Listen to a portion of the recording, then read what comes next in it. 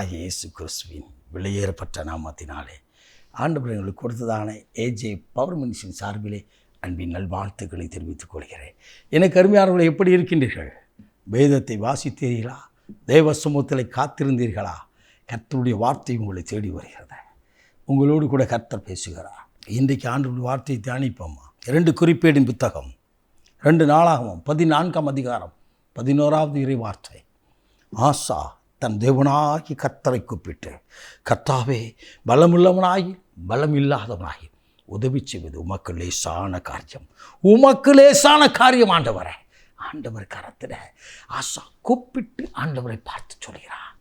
எத்தனை முறை நீங்கள் கூப்பிட்டு இருக்கின்றீர்கள்? கூப்பிட்டு இதுக்கு மேலே என்ன எனக்கு யார் உதவி செய்யலைன்னு சொல்லி கண்ணீரோடு இருக்கீங்களோ, கூப்பிட்டு பாருங்கள். உங்கள் காரியங்கள் உங்களுக்கு மிகவும் கொடிதாகவும் மிகவும் கடினமாகவும் இருக்கலாம். ஆனால் ஆண்டவருக்கு அப்படி அல்ல. மண்ணை பிசைந்து மனிதனை உருவாக்கின தெய்வம் அவர். அற்பமான உங்களுக்கும் எனக்கும், தன் முகச்சாயலாய் படைக்கப்பட்ட உங்களுக்கும் எனக்கும் அருள்நாதர் இயேசு அவர் கரத்தை நீட்டி அற்புதம் செய்வார்.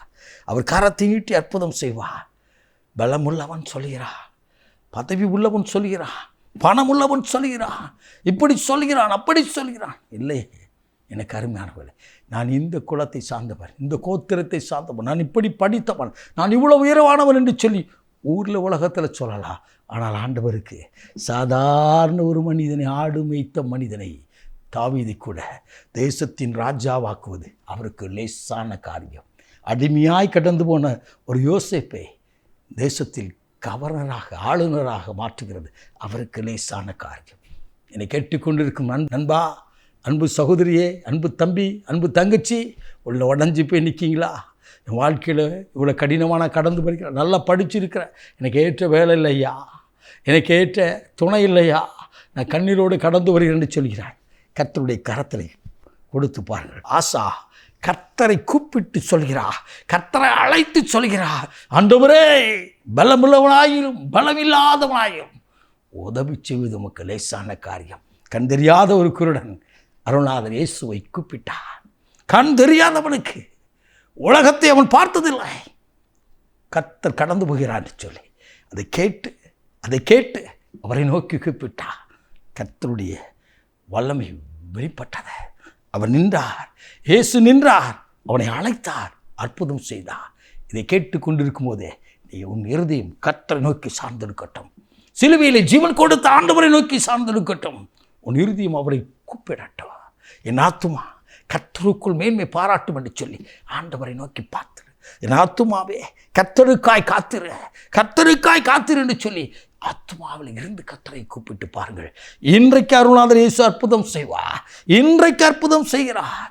உங்கள் காரியத்தை அவர் பொறுப்படுத்து அதை கடினமான காரியத்தை லகுவாய் மாற்றி கொடுப்பார், லகுவாய் மாற்றி கொடுப்பார், அற்புதமாய் நடத்த போகிறார். நீங்கள் சொல்வீர்கள், இந்த காரியத்தில் நான் ரொம்ப பயந்திருந்தேன் பிரதர், ரொம்ப கஷ்டமாக இருக்குன்னு நினச்சிருந்தேன். கடந்த நாட்களில் ஒரு அருமையான வாலிப மகள், கல்லூரி படிக்கின்ற ஒரு மகள் ஜெபிக்கும்படியாக வந்தாள். அவள் சொன்னார், அங்கிள், இந்த பரீட்சையில் நான் கடந்த முறை தோல்வி பெற்றேன், கடந்த முறை இதில் தான் தோல்வி பெற்றேன், எனக்கு அது ஏறவே ஏறாது படித்தா.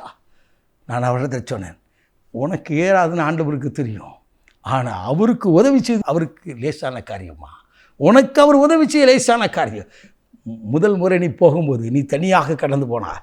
இப்பொழுது இயேசுவை அழைத்து கொண்டு போ, அருகில் அமர்ந்திருக்கிற அந்த உணர்வோடு, ஆண்டவரே என் பக்கத்தில் நிற்கிங்க, எனக்கு லேசாக லகுவாக மாற்றி தாரும் என்று சொல்லி கேளு என்று சொன்னேன். கண்ணீரோடு ஒப்பு கொடுத்தார். நடந்தது என்ன? அவள் கடந்து போய் தேர்வு எழுதும்படியாக கடந்து போய் அன்றைய மாலை வேளைகளை என்னோடு கூட தொடர்பு கொண்டாள். அங்கள், இந்த பரீட்சை போல் லேசாக இருந்தது, எனக்கு எந்த தேர்வும் இல்லை என்று சொன்னார். ஹல்லேலூயா!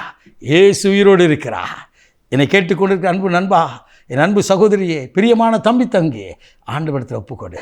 உன் கடினமான காரியத்தை அவர் கரத்தில் கொடு. அவருக்கு கடினமானது ஒன்றுமில்லை.